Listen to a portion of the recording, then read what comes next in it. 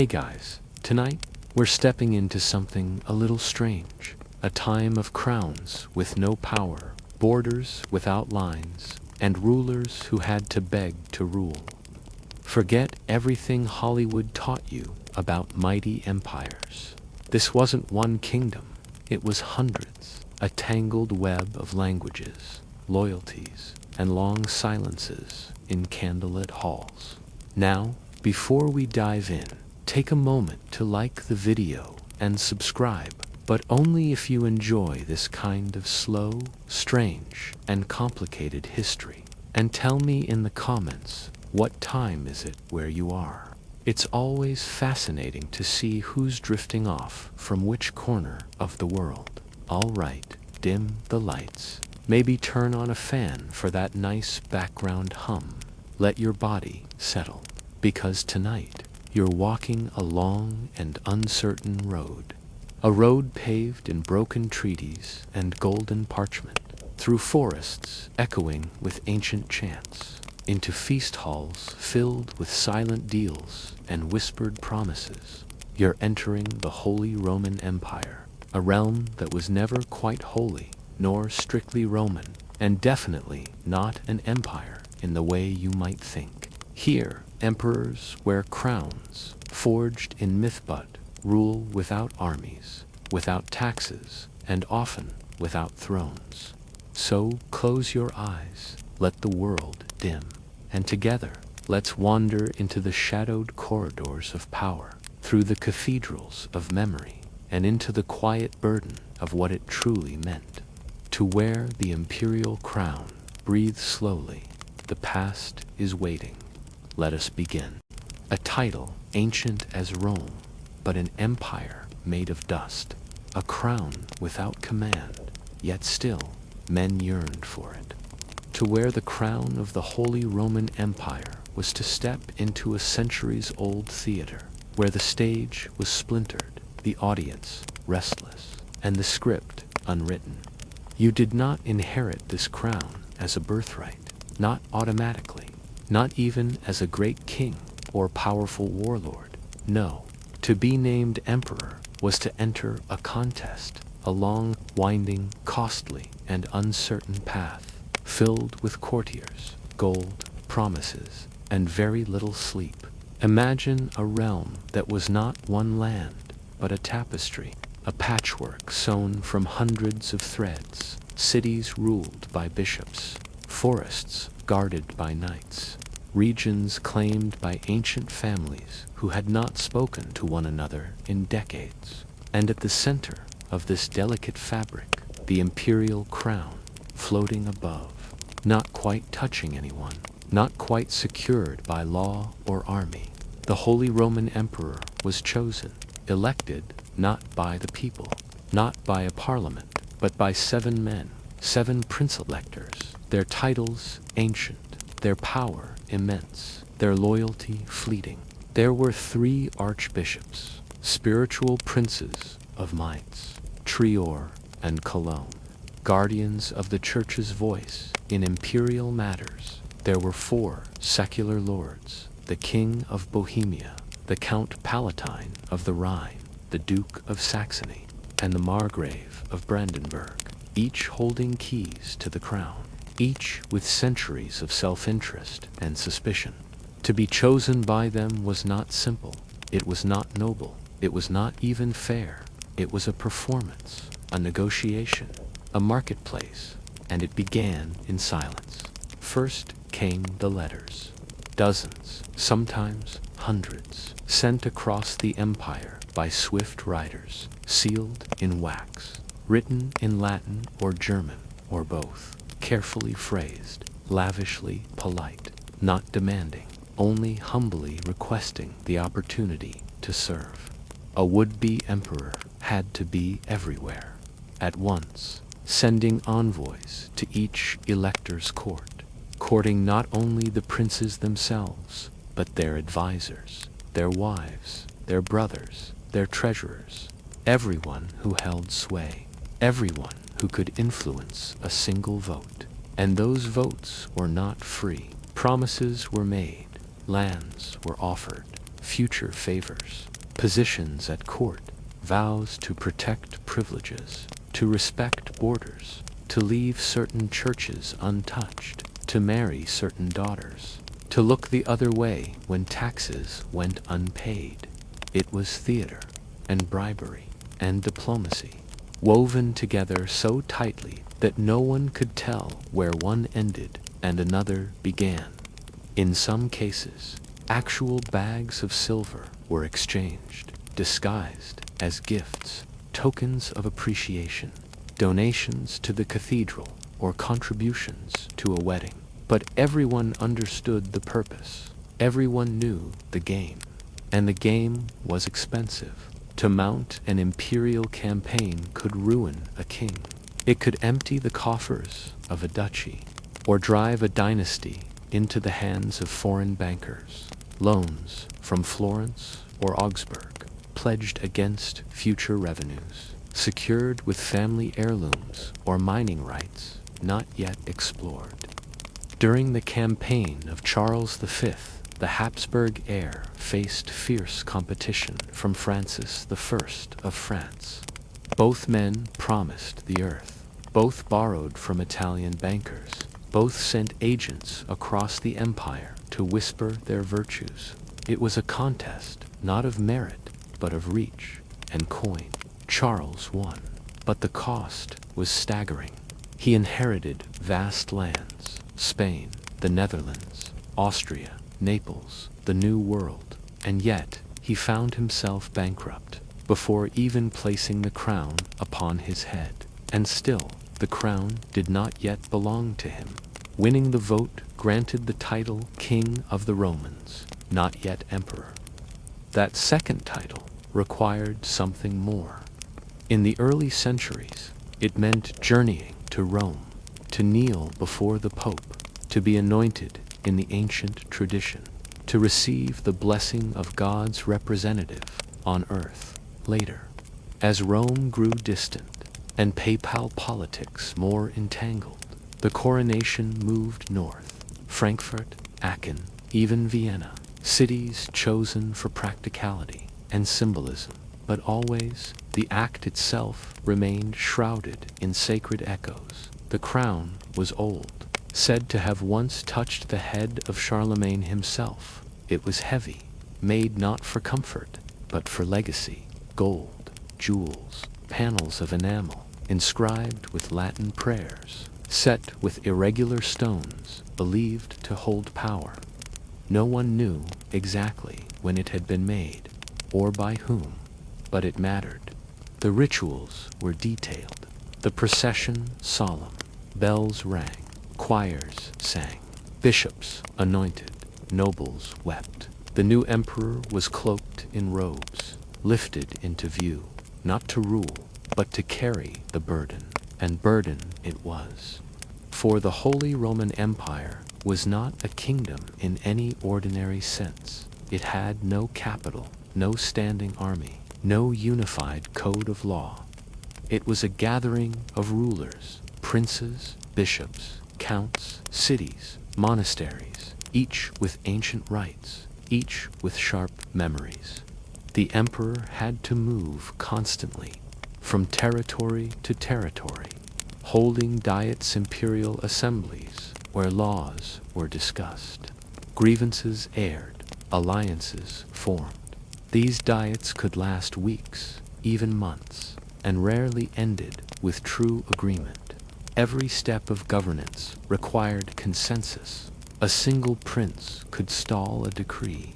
A single city could delay a tax. Even when war threatened, the emperor could not command obedience. He could only persuade, plead, threaten with dignity. Taxation was another trial. The emperor's own lands provided some income from Austria or Bohemia or Burgundy, but the rest depended on appeals. Levies agreed to indict, contributions negotiated piece by piece, with each prince calculating what delay might be worth. Military action was even harder.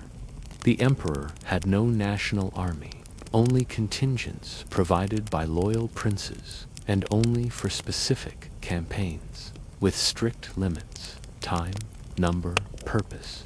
It took months to organize, and weeks to disband. To hold the crown was to live on horseback, to sleep in borrowed chambers, to eat in silence as hundreds watched, to send letters by candlelight every night, to soothe egos, balance rivalries, calm confessions, assure loyalty that shifted with the wind. There were rebellions, there were heresies, there were wars, and always there were negotiations. The emperor had to manage his electors, even after election. He had to keep them close, feed their ambitions, honor his promises, and make new ones. And over it all loomed the church. The pope remained a looming figure, sometimes ally, sometimes obstacle. To offend him could cost legitimacy. To obey him could anger reformers. The emperor walked a line between faith and faction, between sacred duty and political survival. In time, the Protestant Reformation would fracture that balance. But even before Luther, the empire groaned under its contradictions. And yet, men still wanted the crown. They saw in it a ghost of glory, a whisper of Rome, a chance to write their name into the book of emperors, to stand among the few who had worn that impossible title, even if it cost them sleep and silver and peace. To become Holy Roman Emperor was not to command, but to contain, not to dictate, but to endure. It took wealth and patience and sacrifice. It took silence and ceremony. It took years, and sometimes it took everything. Now, with the crown upon his head, the emperor begins his true trial. He must govern what cannot be governed. He must unite what refuses union.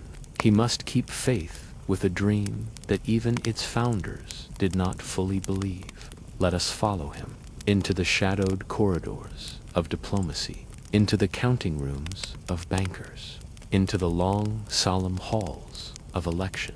Let us watch what it really meant to win and to wear. The crown of an empire that no one could truly rule. The crown shimmered, but it did not shine. Once it was placed on the emperor's head, the weight did not lift, it settled. More deeply, it became real, a burden carried not just on the brow, but in the bones, in the shoulders, in the hours that passed in silence. With ink-stained fingers and heavy eyes, the new emperor did not return to triumph. He returned to petition, to travel, to meet with cities that owed him nothing. Bishops who questioned his authority, princes who watched every move with cold interest. He was now the first among equals, not a ruler above, but a figure expected to nod, to listen, to bless decisions others had already made. He was expected to hold the peace, though he could not command it, to defend the empire, though he owned no army, to speak for unity. When even language was fractured, he could issue edicts, but each needed consent. He could declare laws, but each required careful agreement. The imperial diet could take months to gather, years to decide, and often nothing was resolved. Imagine a court where each man wears his own crown, where the emperor must bow as often as he is bowed to, where ceremony replaces control, where even the right to speak first is debated. At court, protocol reigned, but unity did not. Every step required choreography. The order in which one approached the throne, the number of bows, the precise distance kept during conversation. These mattered more than orders or decrees. The empire ran on ritual, on memory, on invisible lines never to be crossed. The emperor was not a general, he was a performer, and his stage changed constantly. From Vienna to Innsbruck, from Regensburg to Nuremberg, the court moved endlessly, dragging with it carts of silver plate, tapestries, documents, account books, scribes, and servants. A traveling government that rarely stayed still long enough to govern. He met with envoys from Poland, from France, from the Italian states, reports from distant valleys, petitions from abbots, requests from knights to minor to appear in any record, but still demanding attention. He was asked to arbitrate disputes, a bishop's boundary, a merchant's privilege, the tolls on a bridge built before his grandfather's time. Each matter urgent, each carrying history, and through it all, he must remain above, serene, steady, even as the empire cracked beneath him.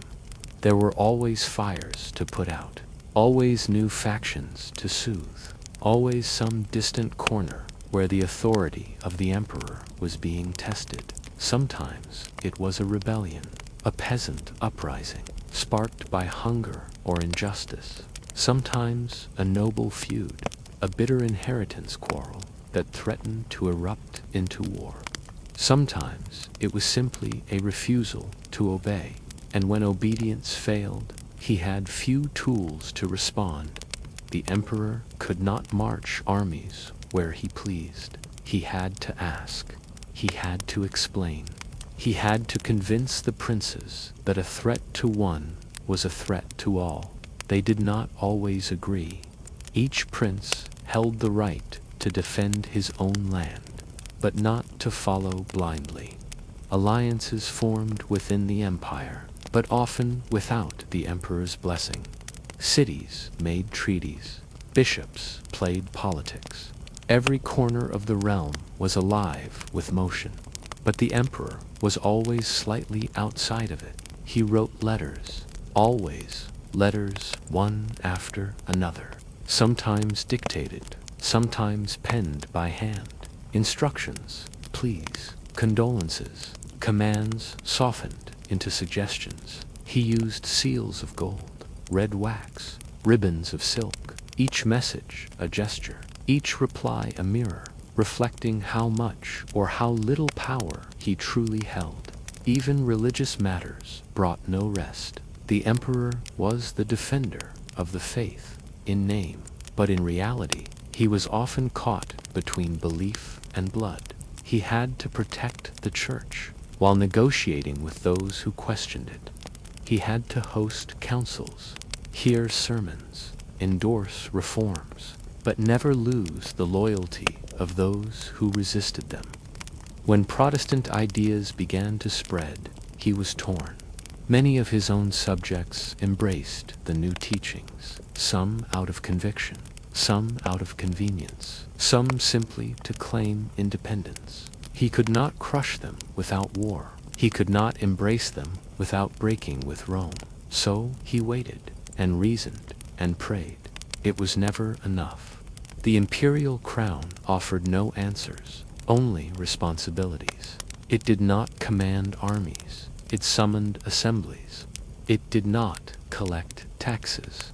It requested gifts. It did not dictate terms. It negotiated, and all of it took time, days, weeks, months. To resolve one territorial dispute could take years. To organize one military campaign, 5. To pass a law, sometimes longer than a generation. And still, through it all, the emperor remained a symbol of unity, of history, of Rome, even if that Rome had long since turned to stone and silence. Foreign ambassadors bowed to him. Papal letters addressed him with honor.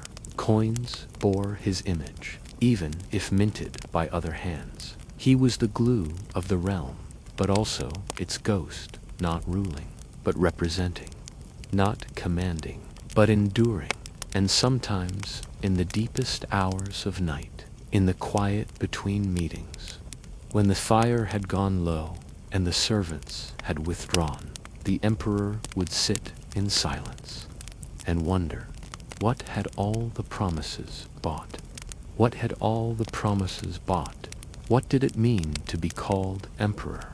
When others held the sword, the purse, the voice, but then the bells would toll, the sun would rise again, and once more he would step into his role. He would walk slowly through chambers lined with faded banners. He would seat himself on a throne made centuries ago, and he would listen. Listen to a realm that never stopped speaking. Listen to the noise of hundreds of voices calling him emperor, even if none truly obeyed. Because in the Holy Roman Empire, it was not power that made the emperor. It was patience and presence and memory. Let us leave him here for now. In the hush before the next audience, let us turn instead to the process itself, to the strange, unseen, and secretive world of imperial elections, where the crown was first bought, then paid for in silence, where fortunes were traded for promises never kept, where emperors were made not on battlefields, but in candlelit chambers of whispered gold. The room was quiet. Stone walls muffled the sound. Heavy tapestries hung from wooden beams. Candles flickered. Smoke rose in gentle curls toward the painted ceiling.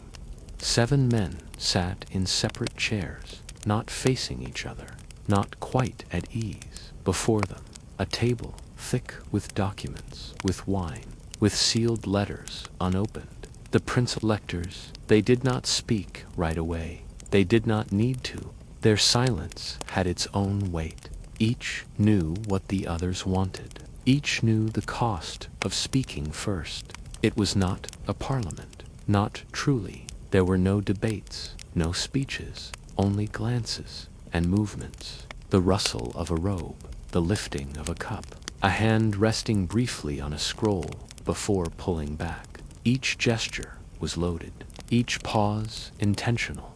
To be a prince-elector was to hold the keys to an empire. 7 men, chosen by tradition and title, 3 archbishops, and 4 secular lords. Together they made emperors, but they did not choose freely. Not always, not entirely. They were courted and cajoled. They were watched, whispered to, gifted, threatened, flattered, paid. In the weeks and months before an imperial election, the empire swelled with voices. Messengers on horseback rode day and night.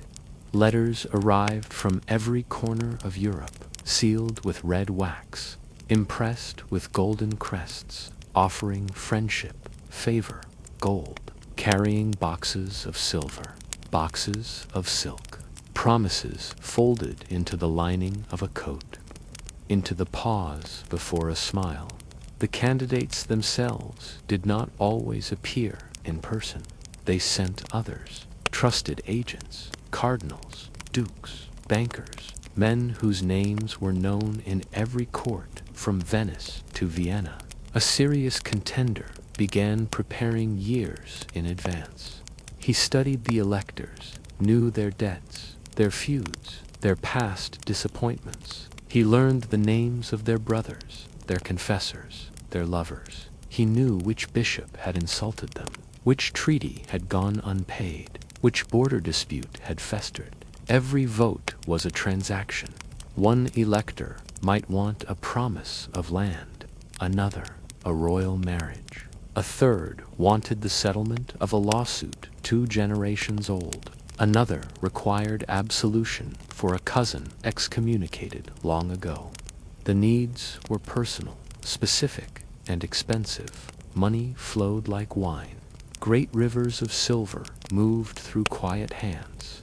Towns saw the glow of torches at midnight as agents met in secret barns and chapels. Gold exchanged under the cover of darkness. Scribbled oaths tucked inside prayer books. It was called the game, and it was ancient to win. A candidate had to outgift, outpledge, outmaneuver his rivals, not only by wealth, but by charm, and subtlety, and patience.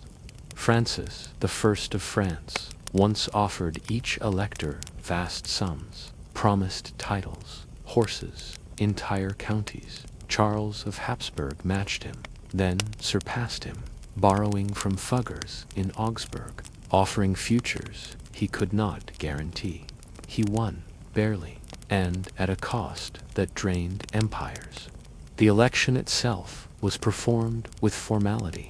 The 7 electors gathered in secret, guarded by soldiers, in a neutral city, often Frankfurt, though not always. The city prepared in advance. Inns filled, markets swelled.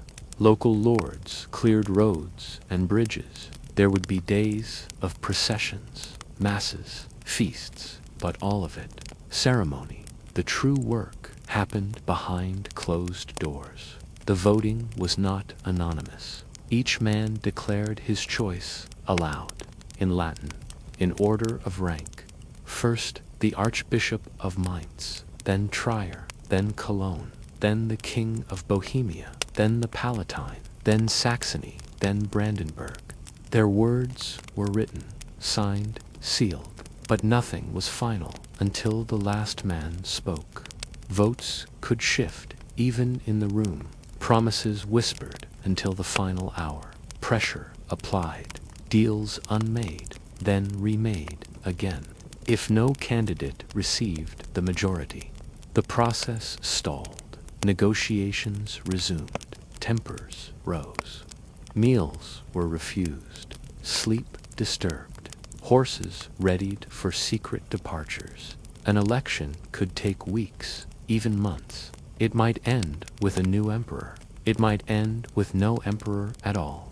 But when a decision was finally reached, it was announced not with a shout, but with a bell, a low toll from the cathedral.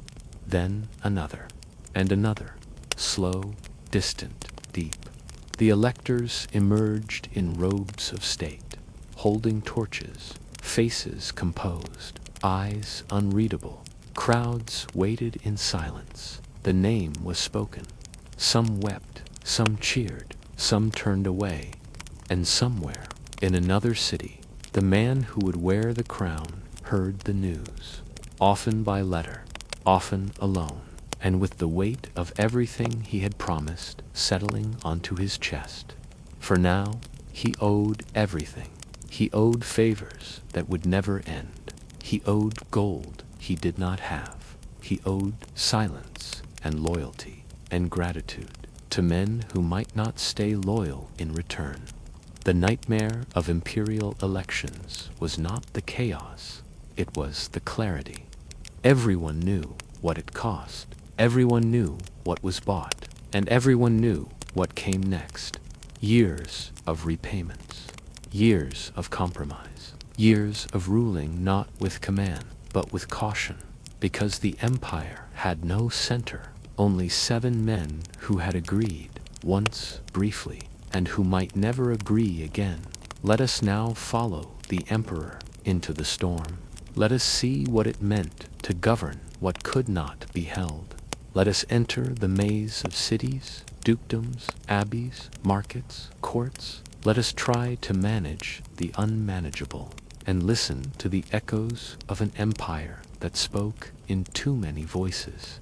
Let us begin the next step. There were no victory songs, no parades, no trumpet blasts when the vote was over. Only the creak of doors opening, the shuffle of cloaks on stone, the murmured instructions to stable boys, the quiet extinguishing of lamps in the upper windows, and beneath it all, the heavy knowledge that the game was never truly finished. The new emperor had been chosen, but the empire was not yet his, because, in truth, nothing had been decided, only delayed. Each elector returned home with expectations, with secret agreements folded into his luggage, with lines of promised verse memorized by scribes. Each would wait patiently for payment, for reward, for acknowledgement of loyalty rendered. And if that reward did not come, if gold was late, if promises wavered, the cost would be felt. A colder reception at the next diet, a missed levy, a quiet refusal to raise troops when called, a sudden friendship with a foreign power, subtle, deliberate, never declared. The emperor owed everyone and could trust no one. Even the location of the coronation had to be negotiated. In theory, the city of Aachen had the privilege, home of Charlemagne's tomb, the symbolic heart of empire. But in practice, the city was not always safe, or convenient, or willing. The electors might insist on Frankfurt, or Nuremberg, or elsewhere, and then the robes were made, the crown prepared, the regalia assembled, carried in separate carts, guarded at every mile, the sword, the orb, the scepter, the gospel book, the slippers of coronation, each touched by centuries, each weighted with the meaning of past emperors, now turned to dust. The chosen man entered the city on horseback, slowly, robed in dark velvet, followed by an entourage too large to count. Pages, priests, trumpeters, heralds, lawyers, banners, high faces, still. The people cheered, but cautiously. They had seen emperors before, and knew what came with them. Taxes, troop levies, decrees, inspections, men with seals and boots and scrolls. But they cheered out of hope, out of tradition. And then the Mass. The cathedral was cold, always cold. Even in summer, the stone never warmed. Light filtered through narrow windows. Dust drifted over the altar. Bells rang in long, low tones. Priests sang in Latin, voices echoing into corners, never touched by sunlight. The emperor stood for hours, listening, kneeling, rising, holding the sword, accepting the oil, lifting the orb, feeling the weight of the crown settle onto his scalp, cold, pressing against the skin just behind the eyes. He said the words, oaths carved into memory, to defend the church, to protect the realm, to preserve the peace. He spoke them in Latin or in German, depending on the time, depending on the Pope. And then he sat for the first time on the throne. The people outside waited. The bells rang again, louder this time, metal against metal. A sound meant to be heard far from the walls. A sound to announce not just a ruler, but an era. Merchants packed their stalls. Monks returned to cloisters. The city began to settle again. But inside the halls of power, the real work began. Not celebration, but settlement. Debts had to be paid. Immediately letters went out. Land grants drawn up. New titles issued. Old disputes quietly resolved. Gifts sent to nephews and daughters and cousins of electors who never attended. Arrangements made for pensions, for churches, for immunity from certain taxes, for a nod or a blind eye. The imperial books did not balance. They never did. The cost of election was always greater than what the emperor received in return. He did not gain full authority. He did not acquire new lands. He did not receive a standing army or a permanent tax. What he gained was symbolic, legal, conditional, and the memory of how much it cost him followed him into every chamber. Even foreign courts knew. Ambassadors spoke in whispers of how much gold had changed hands. Papal envoys measured him not by piety, but by how he'd handled the vote, whether he had been clever or desperate. Other kings watched closely. If the emperor owed too many favors, he was weak. If he failed to deliver rewards, he was untrustworthy. If he seemed too close to Rome, or too friendly with certain princes, he was dangerous. His power existed in a delicate triangle between appearance, tradition, and expectation. He had one, but only barely. He wore the crown, but it could not protect him, not from rebellion, not from suspicion, not from disappointment. Every future decision he made, every edict, every military call, every appointment would be judged against the memory of that election. And sometimes the electors would regret their vote. Sometimes they would change their minds. In the next diet, they might block a proposal, delay a meeting, travel slowly, or not at all. They might begin to speak with France again, or write letters to Rome, suggesting a new candidate because the throne did not last forever. And every emperor knew there would be another election someday. And perhaps this time the electors would not forget the debts unpaid. And perhaps this time the cost would be higher, or refused altogether. That was the nightmare. The quiet understanding that even after all was won, nothing was secure. That an emperor was always campaigning, always pleasing, always promising, until the day he was no longer needed, or no longer rich enough, or no longer feared.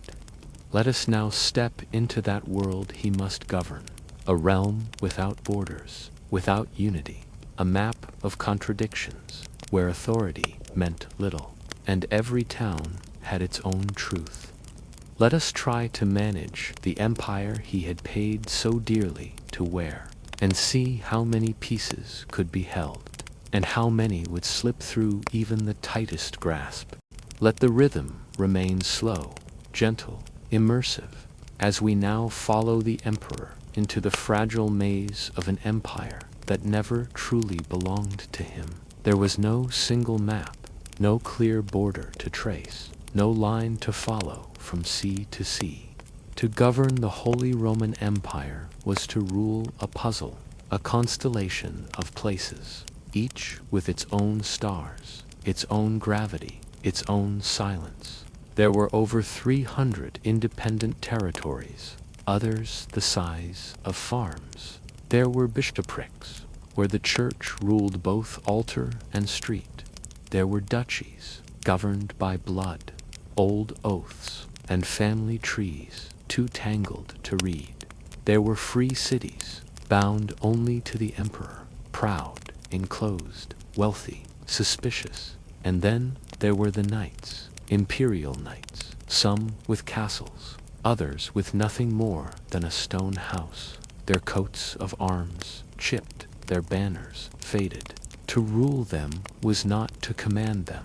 It was to visit, to listen, to issue charters, to sign documents with language soft enough to mean many things, to approve festivals, toll rights, markets, dispensations. No law passed quickly, no tax collected simply. If the emperor wanted to raise money, he had to call a diet, the imperial diet, a gathering of the empire's great voices, not one voice, but many, and never quite in harmony. There were 3 benches, 3 estates. First, the electors, sitting high, reserved, observed.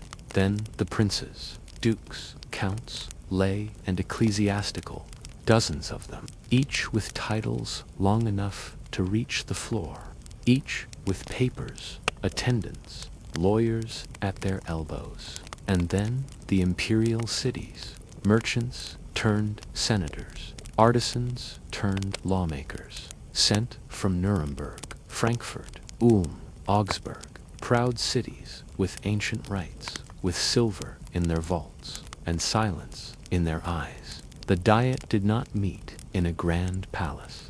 It met wherever the emperor chose, sometimes Regensburg, sometimes Worms, or Speyer, or Augsburg.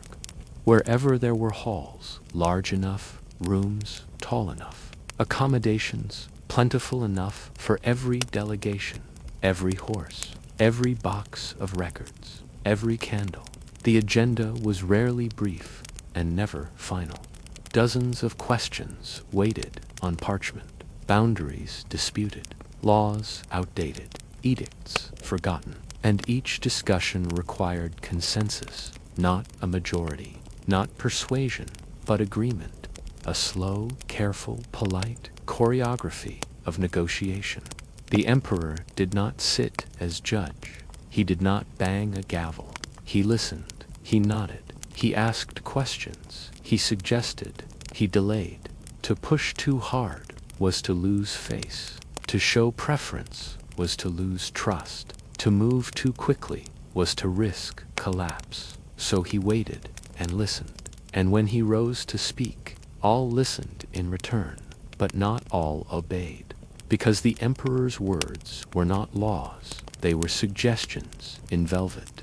And every prince had his own scribe, his own advisors. Every favor left hanging. Behind the diet, quiet conversations, deals in corridors, arguments muffled by tapestries, gifts exchanged, wine poured, secrets traded in the open chamber. The masks returned, polite, slow, formal. The diet might last a week, a month, a year, and sometimes it ended with nothing. No law passed, no tax raised, only letters, reports, a new date for a new gathering. Trade routes shifted, languages clashed, wars broke out, and everywhere. The emperor's name was spoken, sometimes in blessing, sometimes in blame, but he could not be everywhere. So he appointed officials, Reichskammergericht, the imperial chamber court, a body meant to hear disputes, to resolve questions of law, of inheritance, of property, which sat apart from the emperor, supposedly impartial, but always political. Cases lasted decades, couriers galloping through forest and field, imperial commissioners sent to inspect, to calm, to remind people that the empire still watched, but their reach was limited. The empire had no real police, no garrisons, no chain of command, only titles, banners, seals, only memory, and loyalty that could not be measured. The emperor kept a chancery, rooms filled with parchment, ink-stained hands, scribbles in Latin and Gothic script. Legitimacy was everything. A charter signed 200 years ago could hold more power than a sword. A document with the emperor's seal could grant a town its market, a monastery its silence, a merchant the right to cross a border without paying coin.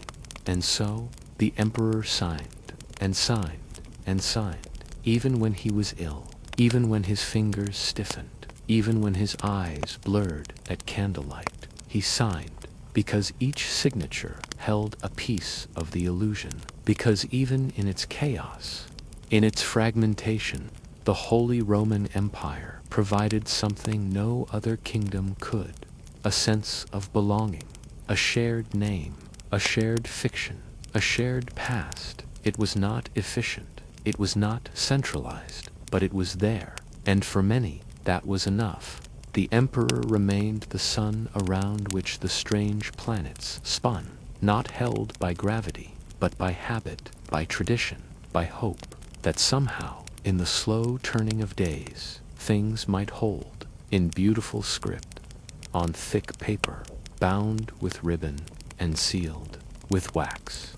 Let us now turn our eyes to a man who wore the crown more heavily than most. Let us follow Charles, born into too much, burdened with too many lands, and a title no one could truly carry. Let us walk beside him as he tries and tries to be an emperor of the ungovernable. The weight was not always heavy. Sometimes it was simply endless. Not a burden to break the back, but a drizzle that never ceased, a fog that never lifted, a rhythm that lulled but never freed. The emperor sat in yet another city, at another writing desk, with windows that faced a river. He did not know its name, only that it moved, slowly, past churches, past mills, past men who would never know his face. Before him, a pile of petitions, They came in bundles, wrapped in twine, carried by riders, from valleys he had never seen, from abbots whose Latin twisted like ivy, from mayors whose seals were made of local clay, not gold. Some requested justice. A nobleman had blocked a stream. A monastery refused to pay for bread. A lord's dog had bitten a merchant's son. The emperor read each with stillness. He did not laugh. He did not sigh. He only dipped his pen, made notes in the margins, passed the scroll to the next reader. His ministers knew how to sort. This one needed the Reichskammersricht, that one should be sent back to the local bishop. This one, no action. This one referred to Augsburg. But the emperor still read, because every word addressed him, to the Holy Roman Emperor, to the imperial majesty, to the defender of the realm. And he could not ignore that voice, even when it was old, and misspelled, and wet from rain. Because, somewhere, he confirmed noble titles. He renewed grain rights for a convent deep in the forest. He extended a tax exemption for a town still recovering from fire. He wrote a letter to a child duke, wishing him health and patience, because his father had died too early, and no one else had written. These things did not make him strong, but they made him present, and sometimes that was enough. To be present, to exist, to acknowledge, because the empire did not need a ruler, one who could hold the pieces together, not by force, but by waiting, by reminding them, gently, that they were still a whole, even if the seams were frayed, even if the cloth was patched, even if the color had faded to gray. The emperor sent envoys to festivals. He sent gifts to bishops. He sent congratulations to newlywed counts. He sent condolences to cities mourning a plague. He sent a relic to a church, a nail said to be from the true cross. Was it real? Perhaps, perhaps not. But the people wept with gratitude, and in that moment, the emperor was real too. Sometimes he sent nothing at all.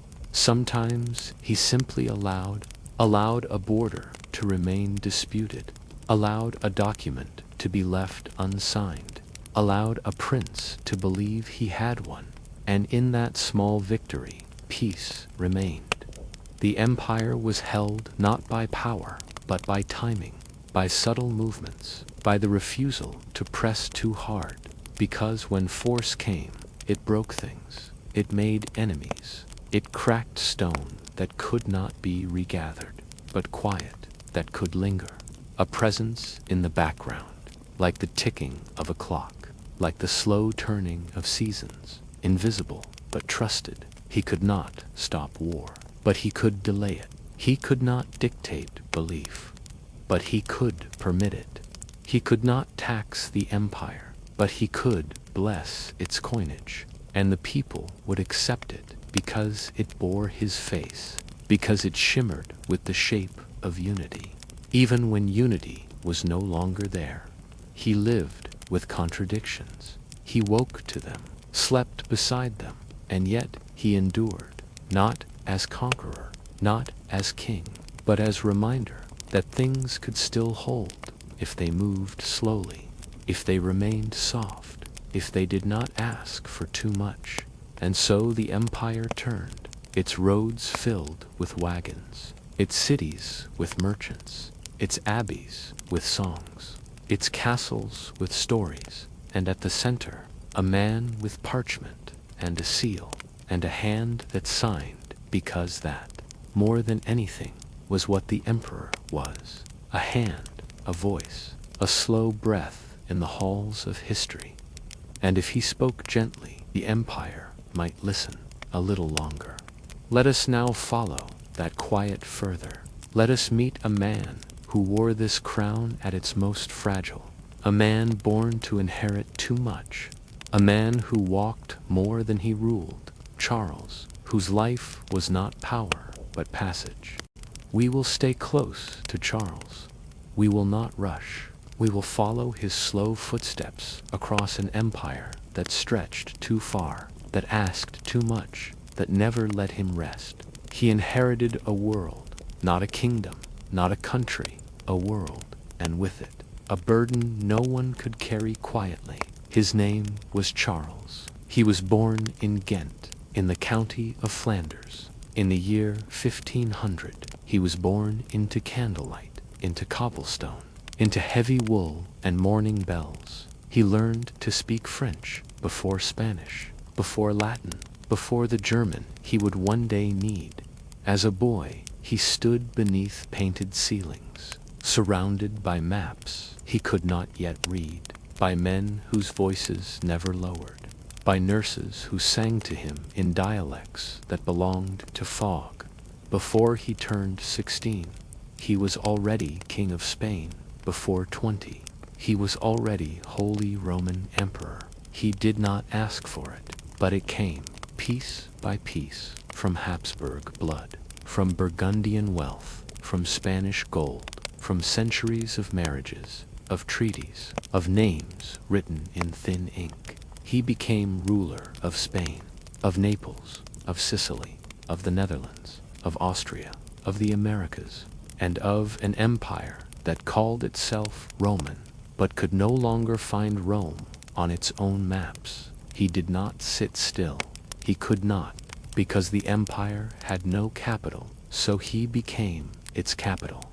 His body moved with it. His horses grew tired before he did. He rode across fields, soft with frost, across rivers, swollen with spring, across mountains where no road remained. His life was not built of palaces. It was built of saddle leather, of inns with straw floors, of ink frozen in the inkwell before sunrise. He held court in a dozen languages, issued edicts in 4 alphabets, listened to complaints he barely understood. But he listened, he signed, he nodded, because if he did not, no one else would.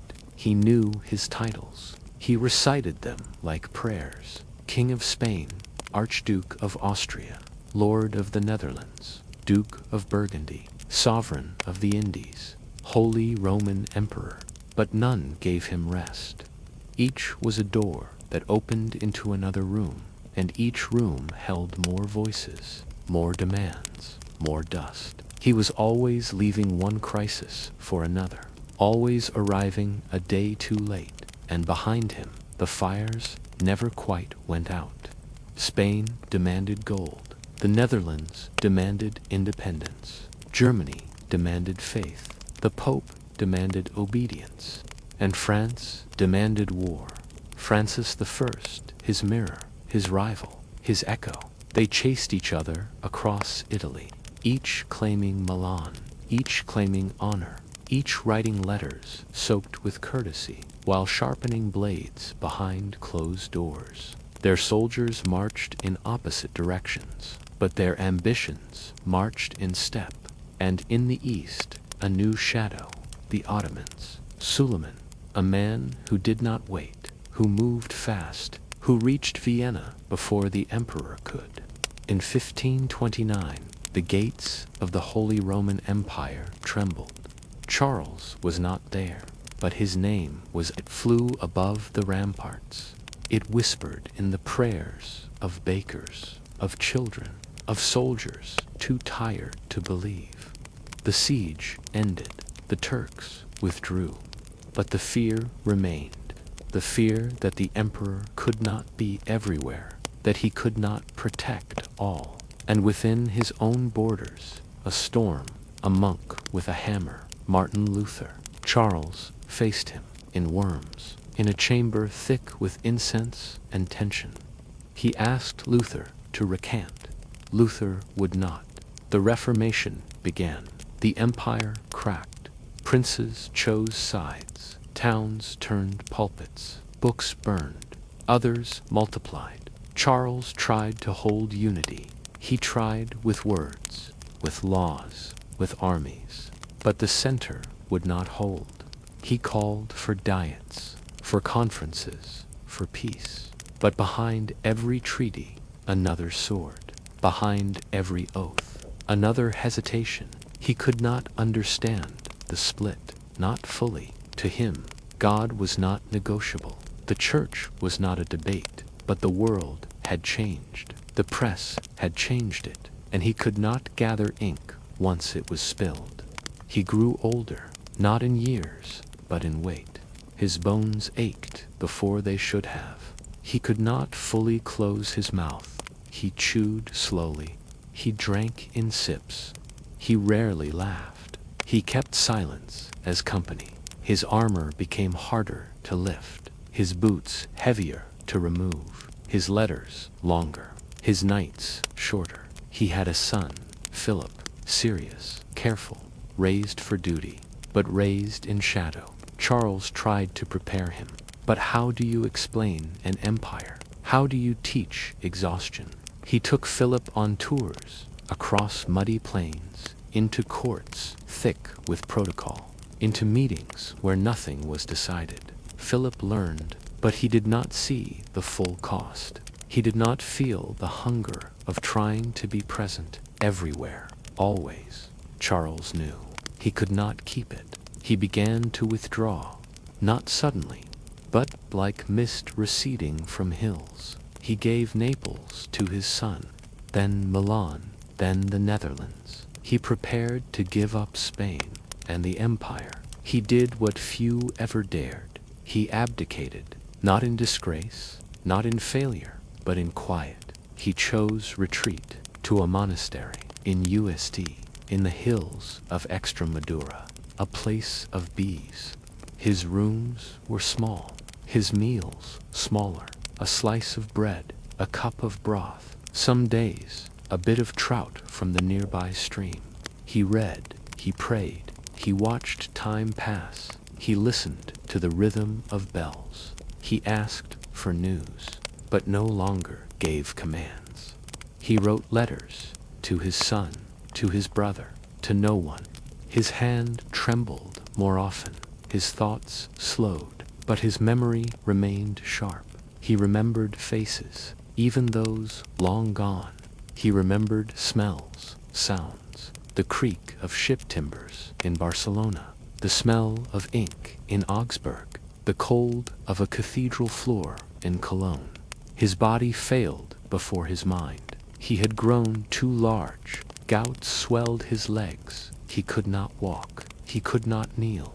But he still believed, even in pain, even in silence. He died in 1558, without ceremony, without gold, in a bed that creaked when he turned, surrounded not by crowns, but by monks, by prayer, by quiet. He had ruled the world, now he left it, with no empire truly whole, no peace truly lasting, but something endured, his effort, his reach, the shadow of a man who tried to be enough, who tried to hold it together, with paper, with presence, with patience. Charles left no perfection, but he left memory, and in the slow corridors of history, that is sometimes more than enough.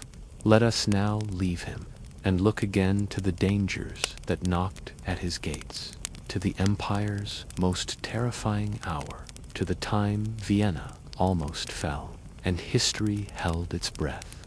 He had once crossed the Alps in winter, snow filling his collar, ice settling in the folds of his gloves. The horses stumbled, men fell. The wind did not stop for kings. He remembered that crossing, not for what waited on the other side, but for how long it took to get there. He remembered nights in small stone rooms, where the fire smoked and the ceiling cracked, where a servant whispered that the next meal would be late, or not come at all. He did not rage, he accepted, because the emperor was not fed before others. He learned this early. The crown weighed nothing, and it followed him, even into sleep, even into silence. His dreams were not filled with battles. They were filled with maps, with unreadable letters, with voices asking him to decide. always decide. And he did, until he could not, until the pen slipped from his fingers more often than he liked, until the pain in his legs made each morning slower than the last, until the fire in the hearth became more comfort than symbol. He lived longer than he expected, but not as long as he needed. The empire still moved, but it did not wait for him. It had begun to speak with new voices, voices he did not choose. Princes, preachers, bankers, reformers, even his son, Charles, wrote to Philip often. He asked about harvests, about local rebellions, about coinage values. He offered advice, sometimes too much, sometimes too late. Philip answered, formally, politely, but with less warmth than Charles remembered from his youth. Perhaps that too was inheritance, a form of silence passed from father to son, one crown to another. In his monastery, Charles kept a collection of clocks, over 24, each from a different land, a gift from a prince, a gift from a city, each ticking with its own rhythm. Some ran fast, none agreed. He did not fix them. He let them run as they were. He said they reminded him of the empire, beautiful, precise, and always out of sync. He listened to them in the evening, when the candles burned low, when the monks had retired, when only the clocks spoke, time layered upon time. He did not fear death, but he feared being forgotten, not as a man, but as a lesson. That even with power, one must yield. That even with titles, one must listen. That even with armies, one must wait. He had not been a perfect ruler. He had waged too many wars, asked for too much gold, trusted too many courtiers, and too few strangers. But he had tried, and in the slow hours before dawn, that effort meant something. His hands curled inward with age, but still held rosary beads. His knees refused to bend, but his head still bowed. He confessed often, not always aloud, but within. He confessed pride, impatience, longing. He never confessed ambition, because he still believed some ambition was holy, to keep things together, to hold peace longer than expected, to speak when others wished for silence. That too was a kind of devotion. One day he asked for music, not a choir, not a mass, just one lute, one voice. A melody he remembered from his mother's court. It played softly, and the emperor wept, not from sadness, but from memory, from the distance between then and now, from the space between what was possible and what remained. He died with the sound still in his ears, a song fading, a breath held, a candle dimming, and far away a new emperor read the letter, announcing the end. The crown passed on, but the silence remained. It filled the chambers of Vienna, the halls of Brussels, the cathedrals of Toledo, because a man had once tried to hold the world and had let it go with grace, with weariness, and with peace. Now the empire turned again, toward new threats, new flames, and the cold wind from the east. Let us walk toward that wind now. Let us find the city where faith and fear stood side by side, where soldiers held the walls, and the horizon shimmered with uncertainty. Let us now enter the siege of Vienna.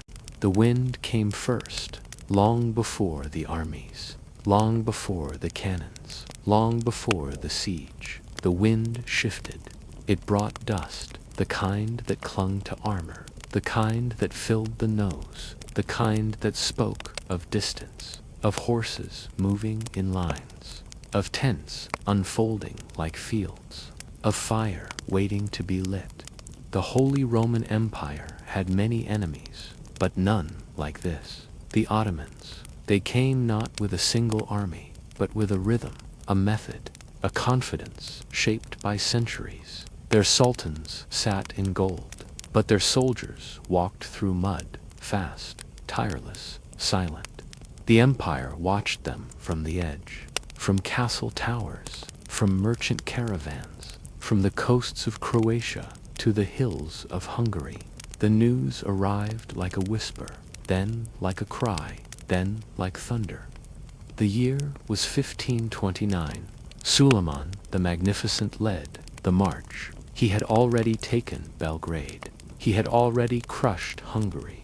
Now he turned his eyes to Vienna, to the gate of the west, to the city that sat like a stone in the river, solid but not unbreakable.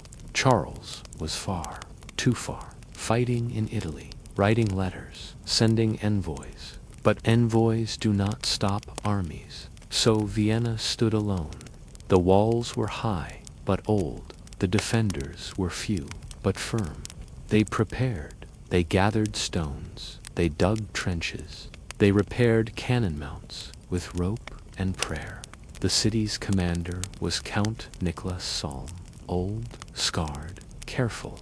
He knew the odds, but he did not retreat, because retreat was not possible, because there was nowhere else to go. And then they came, the Ottoman army. Some say 100,000, others more. The numbers mattered less than the sound. Footsteps, drums, wheels, metal, a sound that never stopped, the sound of approach. They built their camps with quiet hands. They arranged their tents in rows that stretched to the horizon. They lit fires that turned night into smoke. The defenders watched. Some prayed, some sang, some held each other. There was no panic, only stillness. The first shots came at dawn. Cannons thundered. Walls shook. Children cried. The city held. Day after day, the Ottomans dug tunnels to collapse the walls from below. Vienna counterdug, listening for footsteps in the dark. When they heard them, they lit barrels of pitch. They collapsed their own floors to trap the intruders. They fought underground, in blind dust, with knives and fear above. The rains came, cold, relentless. The Ottoman powder grew damp. The trenches turned to sludge. The morale shifted. A city that was supposed to fall did not.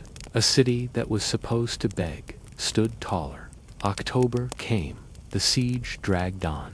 And then, suddenly, they left. No victory, no treaty, no warning, just silence. The great army folded its tents, gathered its wounded, burned its dead, and vanished. The city did not cheer. It exhaled. The survivors knelt in cold churches, their faces gray with soot, their hands cracked from labor. They did not celebrate. They endured. Charles never reached Vienna, but his empire had been tested, and the world had seen that the walls had held, but only just. The threat would return. The Ottomans did not forget. The borderlands remained tense. Every year, new forts, new raids, new warnings. The empire responded. Slowly, it formed a system, a frontier of soldiers, the Militergrenz, the military frontier, stretching across Hungary, Croatia, Transylvania, guarded by farmers turned militiamen, by peasants who lived with sword and plow, who were paid not in coin, but in land and silence. These men became the empire's first line. They built wooden towers. They sent smoke signals. They raised children who knew the bow before the book. Their lives were not peaceful, but they were loyal to land, to family, to a flag that did not always see them, but still flew. The Ottomans never took Vienna. Not in 1529. Bent it, tested it, taught it to grow carefully, to watch the horizon, to mistrust spring, because spring meant thaw, and thaw meant roads, and roads meant marching. The Holy Roman Empire did not have a standing army. It relied on its parts. on its princes, on its cities, to send men, to send coin, to send time. Sometimes they did. Sometimes they delayed. Sometimes they argued until it was too late. And yet the lines held, because enough men stood where needed, because enough cannons fired at the right time, because enough prayers were said aloud, not for victory, but for survival. In the east, the crescent moon shone. In the west, the cross did not blink. And in between, a field, scarred, empty, still. The siege of Vienna was not the end. It was the beginning of long wars, of weary treaties, of frozen borders. But it was also proof that empires do not always fall when struck. Sometimes they bend, they tremble, but they remain, because someone stood at a gate, because someone said no, because someone refused to run. Let us now step back from cannons, from mud, from flags. Let us return to the question of belief and what happens when faith breaks the center. Let us now enter the age of division, of arguments written in fire, of a reformation that turned brother against brother. Let us turn the page to the next crisis. Softly, slowly, let us begin again. The siege had ended, but the silence that followed was not peace. It was waiting, because the empire knew the Ottomans would return. Not always with cannons, sometimes with treaties, sometimes with spies, sometimes with a quiet crossing in the night. And so the empire watched, from towers built in haste, from riverside posts carved into mud, from narrow villages pressed between forest and marsh. The border was not a line, it was a breath, a hesitation between one world and another. And in that space, the empire tried to hold. They called it the military frontier, a line of defense that was never still. It stretched across regions too wild to name in one breath, from Transylvania's sharp peaks to the flatlands of Slavonia, to the high passes where snow fell even in June. Soldiers were not soldiers here. They were settlers, men given land in exchange for readiness, men whose homes had basements dug for hiding, whose wives knew how to reload, whose children could ride bareback by 7. There were no uniforms, only habits, only readiness, only lives arranged around possibility, possibility of invasion, possibility of a warning too late. Each homestead flew a flag, not of empire, but of survival. And yet, the empire's name still meant something here. They carved the double-headed eagle into wood, into stone, onto belt buckles. They sang old songs about emperors who would come, who would protect, who would remember. And sometimes they did come, an imperial commissioner, a tax official, a general too young to have seen war. They came, they took notes, they nodded, they left, and the border remained. Fathers trained sons, sons watched the forest. The Ottomans came sometimes, not as armies, but as traders, as raiders, as diplomats with sharp eyes, and always the empire negotiated, always from behind, always from a step back, because the Holy Roman Empire could not match the Sultan, not in numbers, not in gold, not in central command, but it could persist, it could endure, it could wait. The emperors knew this. They spoke of the East in private tones, with maps that never showed all the details, with reports written in cautious Latin, with letters marked urgent, then delayed. Charles had called for unity, but unity was a door no longer open. Each prince had his own plan, his own fears. Some made pacts with the Sultan, quiet ones, whispers over wine. Others raised militias. Others waited to see who would win. The emperor's orders were suggestions, strong ones, but still suggestions. He could not command them all. He could only ask and hope. The fear of Vienna lingered. It colored politics. It shaped sermons. It echoed in the architecture. Church towers were built taller, with room for watchmen. Villages organized fire chains to send signals faster than horses. Bell towers rang with drills, with the sound of readiness, but not of confidence. There was no final battle, no day when the threat ended. It only faded, shifted, moved to the edges of memory. But memory in the empire was long, and the east was never far. Vienna rebuilt its walls, reinforced them with new stone, studied them with new cannon. But the people remembered. They told the story to children, to visitors, to themselves. The story of when the East came, and the empire stood, not by strength alone, but by weather, by luck, by God, and by the stubbornness of men who would not leave. The Ottomans watched too. They did not forget. Their court poets wrote of the siege, not as failure, but as pause. Their maps still marked Vienna. Their generals still spoke of return. And in the empire, the fear became ritual, part of the year. Like harvest, like frost, every spring, eyes turned east. Every autumn, thanks were given, even when no battle came. Because no battle was sometimes the greatest gift, and yet this fear united.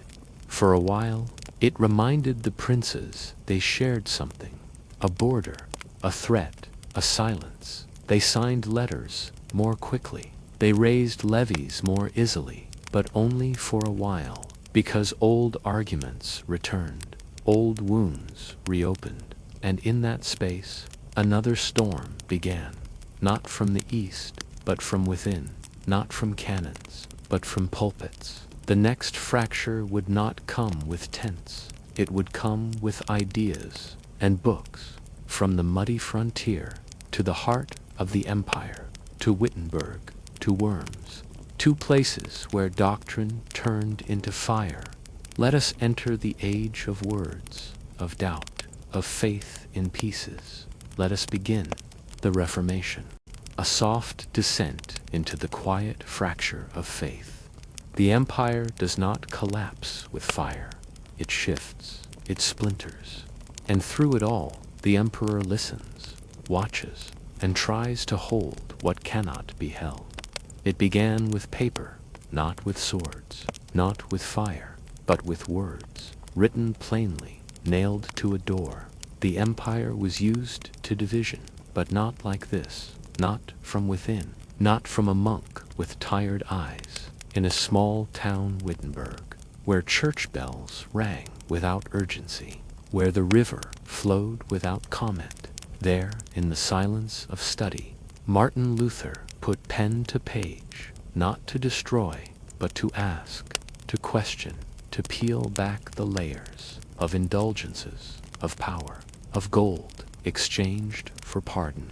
The empire had seen corruption before, but now someone named it, publicly, boldly, softly, but clearly. The 95 Theses were not a cry for war. They were a mirror, and many did not like what they saw. Princes read them, bishops too, some with fury, some with interest, some with relief, because the questions were already there, in whispers, in pulpits, in homes where the Bible was read quietly, in languages other than Latin.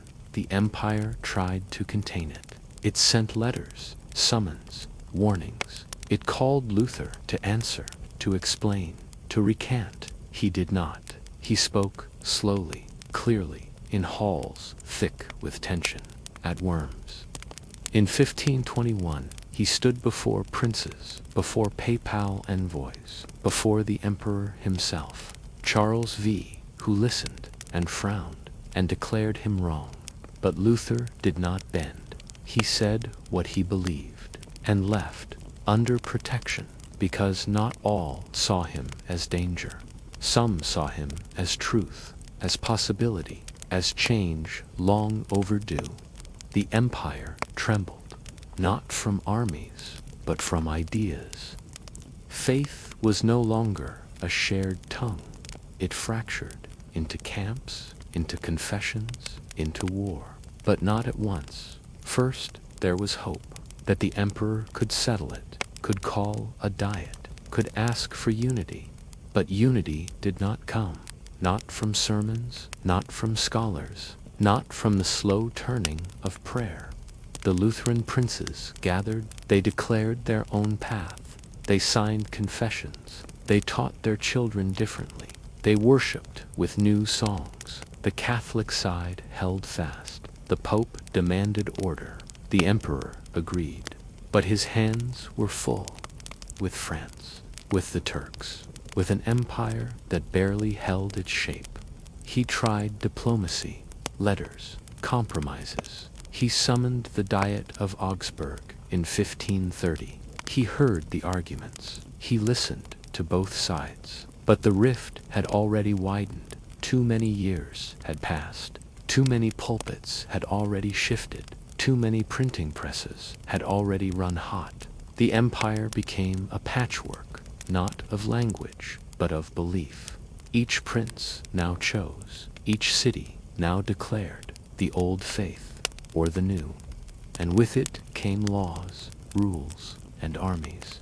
Because belief was never just personal. It shaped taxes, property, schools, justice. And when belief diverged, conflict followed, not at first, but inevitably. Luther died in 1546, tired, certain, surrounded by allies and enemies. But the ideas he left did not die. They spread, they deepened, and the emperor found himself pulled in two. He could not force unity, but he tried. He raised armies, fought wars against his own subjects, cities he had visited, princes he had dined with, now enemies, now rebels. The Schmalkaldic War fought not for land, but for doctrine, for shape of belief, for who could speak in a church and who could not. Charles won battles, but not peace. Every victory frayed the cloth more, because each punishment made memory, and memory is the seed of rebellion. He captured Wittenberg, stood in the pulpit where Luther had preached, but the words remained, echoing even in silence. The empire grew weary, the people too. Too many years of uncertainty, of sermons shouted, of neighbors distrusting neighbors. In 1555, the Diet met again. Augsburg, the peace was signed, cuius regio, ius religio. He who rules decides the faith, not unity, but survival. Each prince would choose, Catholic or Lutheran. Each subject must follow or leave.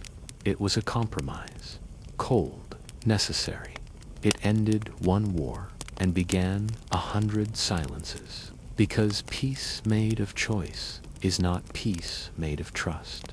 The emperor did not rejoice. He had tried to hold faith together, tried to preserve a vision.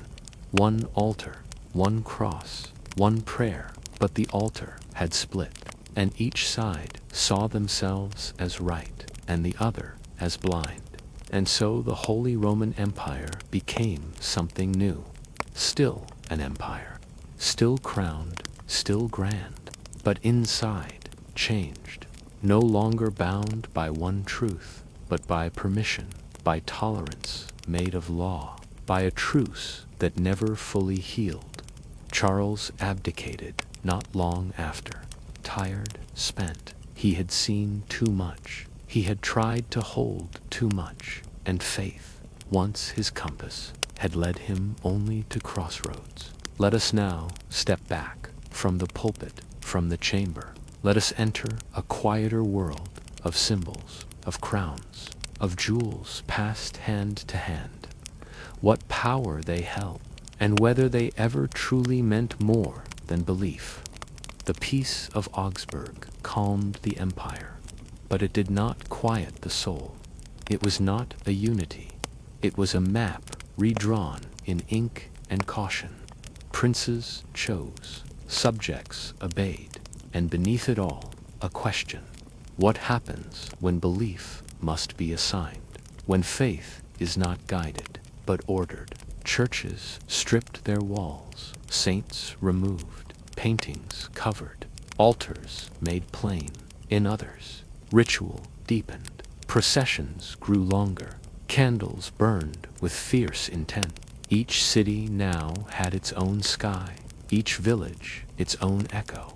The emperor watched, but his power was not enough, not anymore, because faith now traveled in different shapes. Books, songs, whispers over family meals. The printing press never stopped. Pamphlets flew from workshop to town square.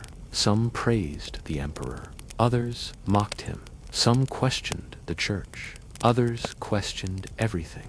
And slowly, new forms of faith appeared. Not just Lutheran, but others, more radical, quieter, bolder. Anabaptists, Calvinists, mystics, each seeking truth in their own way, each threatening the fragile order. The peace had not accounted for them. It named only two, Catholic, Lutheran. But faith does not stop where lines are drawn, so arguments returned, this time with more confusion, because the question was not just what do we believe, but who gets to decide. The emperor could not answer, nor could the pope, nor the diet. So the silence grew, a silence heavy with choices deferred. Meanwhile, the empire continued. Markets bustled, laws were passed, universities taught both sides, children were born, farmers tilled soil. Life went on, but with a tremor, the kind you don't see until the vase falls, because belief is not just prayer, it is belonging. And now, belonging was conditional, temporary, papered over, with legal agreements, with thin signatures, and a mutual exhaustion. Charles stepped down, not with triumph, but with resignation.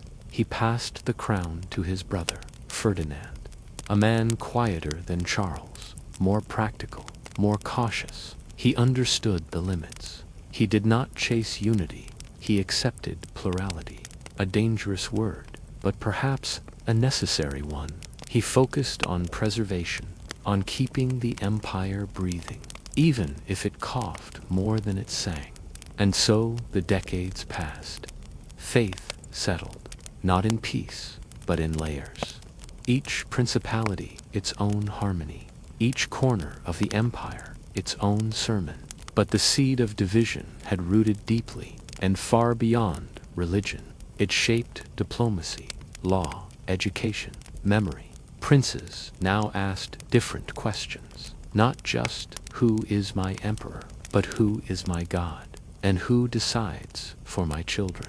And sometimes the answer was not you. Conflicts erupted, smaller wars, sudden expulsions, doctrinal councils that solved little. The Pope called the Council of Trent a grand effort to answer Protestantism, to reform the Catholic Church. It lasted for years. It produced clarity and consequence. But by then, the forest had already grown thick with new paths. No one map would hold them all, and the Holy Roman Empire, so vast, so old, could not be one church anymore. It could only be many, bound by necessity, not conviction. It was still an empire, but now more fragile, like stained glass, held together by habit, beautiful, but breakable. Let us now step away from pulpits and princes. Let us touch something older, something still. Let us hold the symbols of empire in our hands, the regalia, the crown, the sword, the orb, and ask, what power remains in gold when unity fades?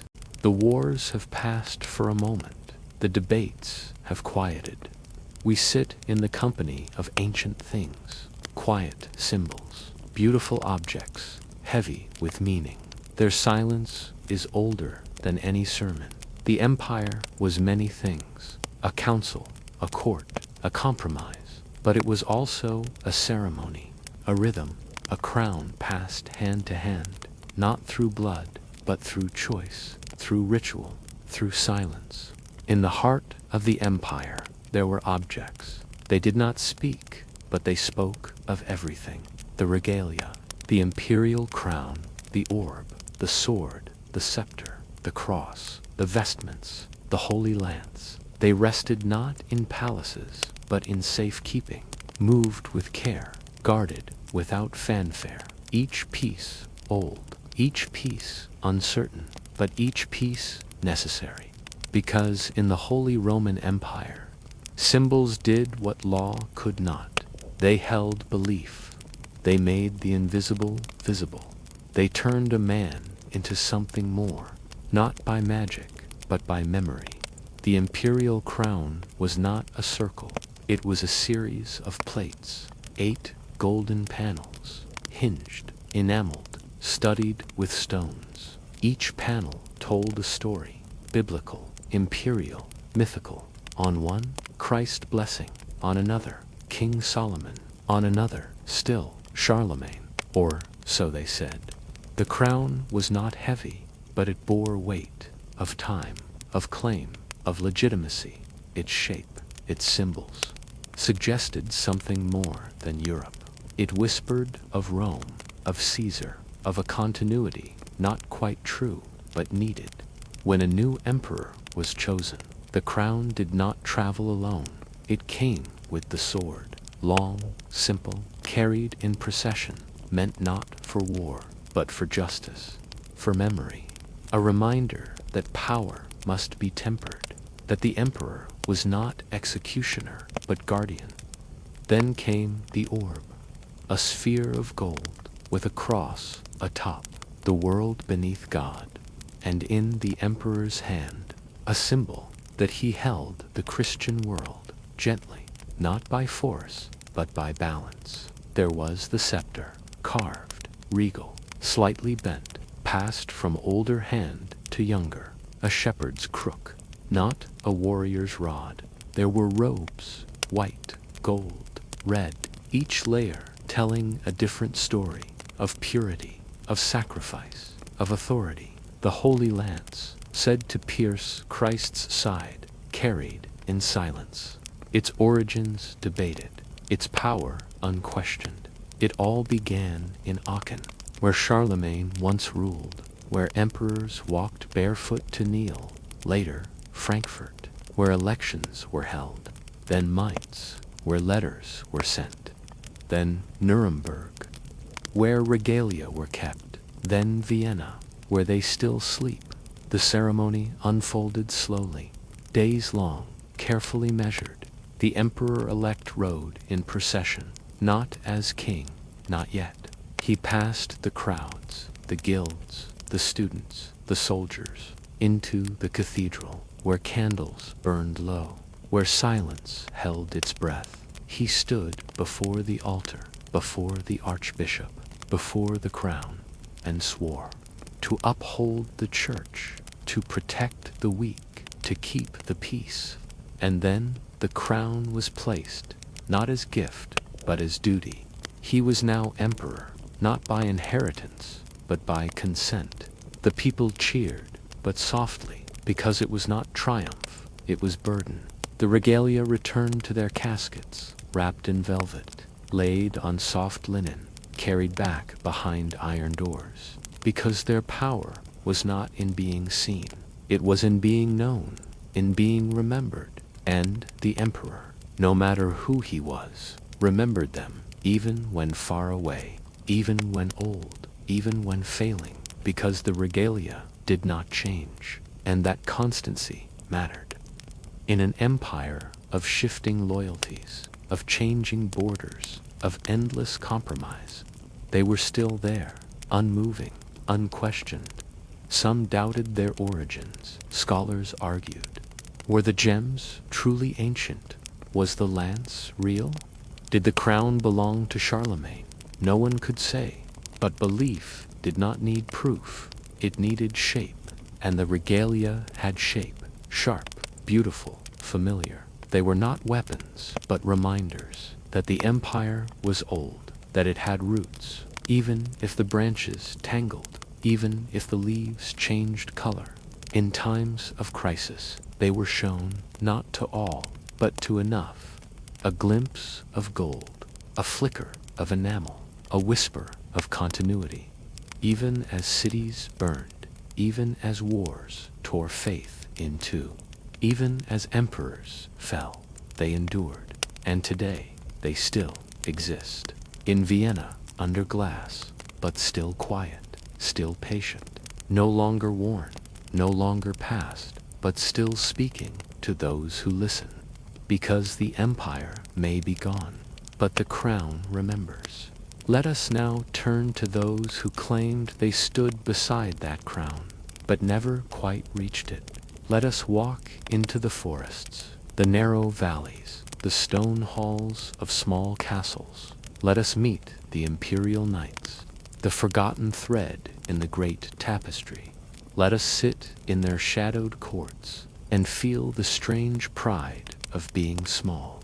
A quiet turn inward, away from thrones, away from crowns, into the hills, into the wounds, into the homes of men who ruled almost nothing, and yet believed they held a piece of the empire. They were small, but they mattered. Not all power is large. Not all rule is loud. Some wear armor, but command only silence. They were the imperial knights, Reichsritter, scattered, hidden, bound directly to the emperor, but rarely near him. Their lands were small, sometimes only a manor, a courtyard, a village nestled between forests, a few fields, a single road, but they bore titles and coats of arms. They held banners once kissed by emperors long gone, and they believed they belonged to something greater. They were not princes. They did not sit in the imperial diet. They had no say in wars, no place in grand diplomacy, but they had letters, old ones with wax seals, documents that said they owed allegiance to no prince, only the emperor. Direct, personal, a thread stretching from castle gate to imperial court. Most of them lived modestly. Castles with leaky roofs, stables with more rats than horses, chaplains who taught their children Latin, cooks who were also maids, chambers lit by one candle. But they dined as nobles. They wore swords at meals. They prayed in private chapels. They spoke of ancestors buried in chainmail. They were knights, even if their armor was rusted, even if their lands barely fed them, even if their neighbors mocked them. They had pride and memory and a deep sense of place. Many were poor, but never common. They ruled peasants, collected rents, held court on market days. Their justice was old-fashioned, sometimes fair, sometimes cruel, always local, always personal. They knew their tenants by name, knew whose child was sick, whose fence had broken, whose pigs had wandered. Their lives were filled with duty, but also boredom, letters to write, borders to patrol, parchments to file, disputes over firewood, disputes over ditches, disputes over sheep, all brought to the knight's door. He listened, he ruled, and life moved on.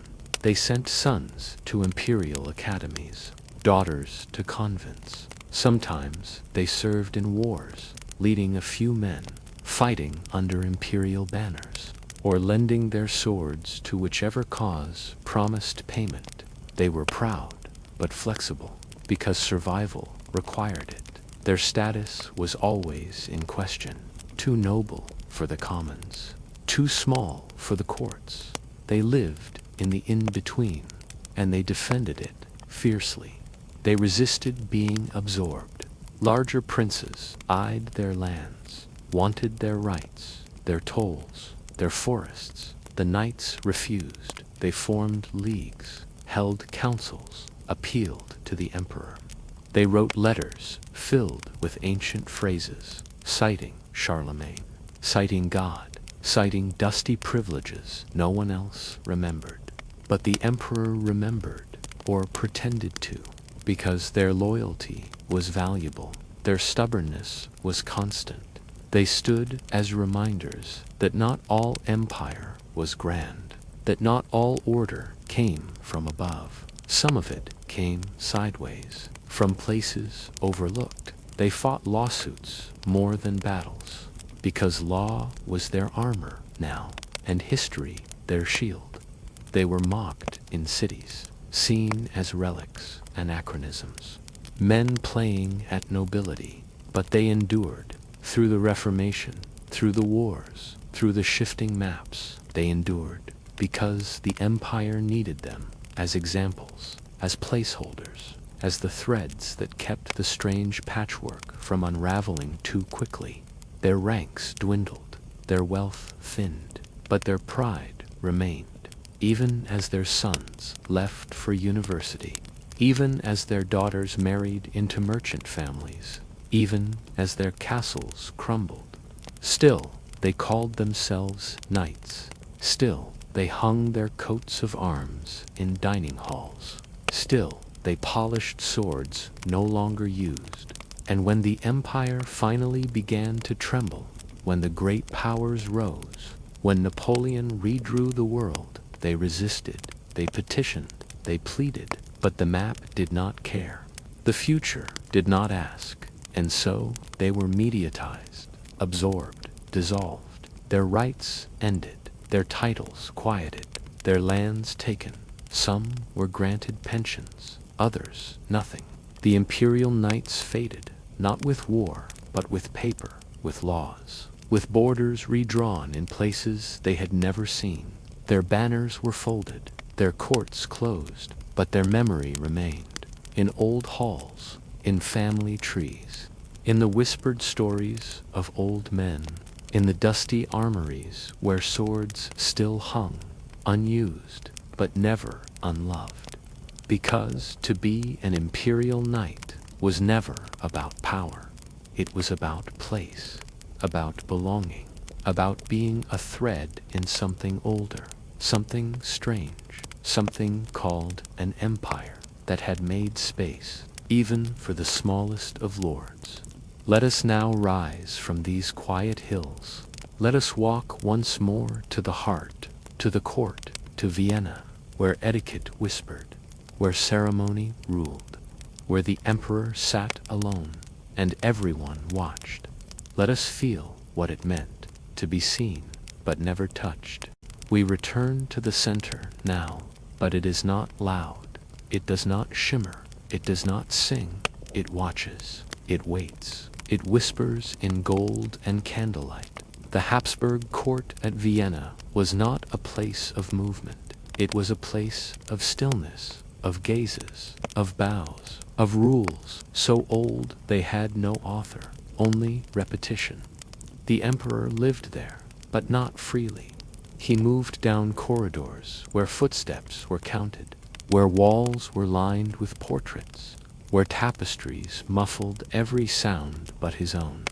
In the palace, he dined alone, in a great hall, at a table so long it vanished into shadow. Servants approached in silence, plates placed with precision. No one spoke, no one turned their back. Courtiers watched, not with hunger, but with expectation, because even eating was ritual, measured, symbolic, a performance for those who already knew the lines. The court was vast, but never chaotic. Each moment choreographed, each gesture weighed, each title remembered. There were rules for greetings, for entrances, for where one could stand, for how long one could kneel, for the exact number of steps between the emperor's presence and your bowed head.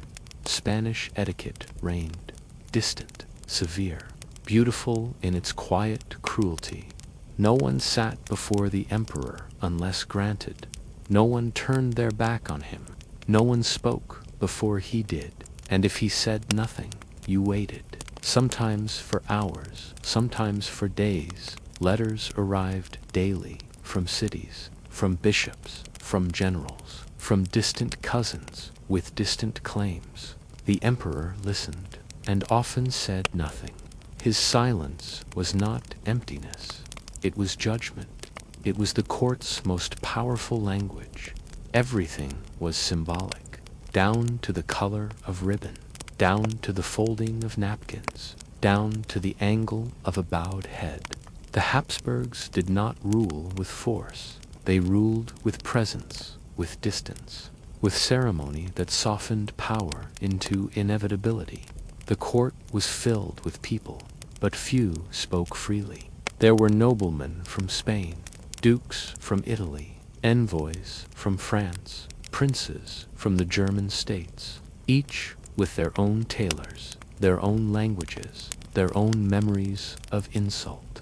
Every hallway held old grudges, every gallery a quiet competition.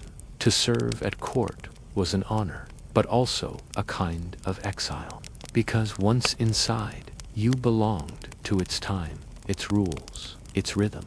Ladies waited years for a single dance.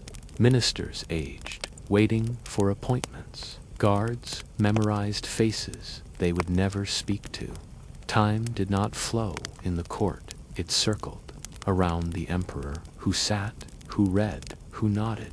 There were festivals, but even joy was measured. There were weddings, but even love was arranged. There were births and deaths, but neither broke the rhythm. A child might be born and not see the emperor for years. A minister might die and still have letters waiting on his desk. The court endured because it was not about people. It was about presence, and the emperor's presence held everything together. Even if he was tired, even if he longed to leave, even if he dreamed of walking barefoot outside the palace walls, he stayed, because that was the duty, to be watched, to be bowed to be the center of a map that no longer fit. The emperor did not speak often, but when he did, even the birds seemed to pause, and when he left a room, silence followed like a cloak, because he was not a man. He was the empire, its fiction, its memory, its weight. He ate alone, so that others could believe in unity. He remained silent, so that others could fill the quiet with meaning. He endured, so that others could move and believe they were being guided. It was a life of performance, a theater with no end, but one the people still believed in, because the emperor, even in silence, even in stillness, was always there at the center. Let us now drift from the palace, beyond the gardens, beyond the roads, to the edges of the empire, where records fade, where stories soften, where time dissolves into myth. Let us walk into the unknown, into the silence after the story, where ships do not return and empires do not wake. This is the last breath of the old empire, not a collapse, but a long fading, a disappearance like mist at dawn. The Holy Roman Empire did not end in battle. It ended in silence, in meetings, in letters, in slow withdrawals. For 1,000 years it had survived, through wars, through plagues, through reformations and revolts, through crowns passed with trembling hands. But nothing lasts forever. Not even an empire built on memory. It began to fade, not from outside, but from within. Too many pieces, too many wills, too many borders drawn in ink and blood. The 30 Years' War came like a storm. 30 winters of death, of broken fields, of villages emptied, of children raised without songs. Princes hired mercenaries. Cities burned. The people starved. And when the treaties came, they came not as reunions, but as partings. The Peace of Westphalia, 1648. It did not destroy the empire, it described it. For the first time, it told the truth, that the empire was no longer one, that its princes were sovereign, that its pieces would move on their own. It was not a death sentence, but a slow untying, a loosening of the fabric. Thread by thread, still it endured. It changed shape, adjusted, adapted. The emperor no longer ruled, he presided. He watched over a garden that grew without tending, sometimes wild, sometimes bare. The regalia still existed, the titles still whispered, but the heart beat slower as the Enlightenment rose, as reason replaced ritual, as modern states took shape. The empire felt old, too slow, too soft. The people looked elsewhere, to Prussia, to France, to rising kingdoms with clearer lines, sharper laws, louder voices. Still, it lingered. Vienna held its court. The imperial banner still flew, but fewer eyes looked up. Then came Napoleon, not with parchment, but with fire. He crossed the Alps, took crowns, redrew borders, named himself emperor, a different kind of emperor, born not of election, but of force, of speed, of the century's new language. He shattered the old map, one state at a time. German princes turned toward him, some for safety, some for gain. They left the empire, one by one, forming the Confederation of the Rhine, a new shape, with no place for Vienna, with no space for the old crown. And in 1806, Francis II looked at what remained, a handful of territories, a name with no teeth, an illusion even he could no longer maintain. He signed a document. He abdicated not just the title, but the empire itself. The Holy Roman Empire of the German nation had ceased to exist. No last parade, no funeral bells, only a line in a letter, a seal, and silence. The regalia were put away, locked in Vienna. The Diet never met again. The knights lost their last protections. The maps changed. The titles faded, but not the memory. Because an empire like this does not vanish. It lingers in cathedrals, in paintings, in family names, in quiet corners of law.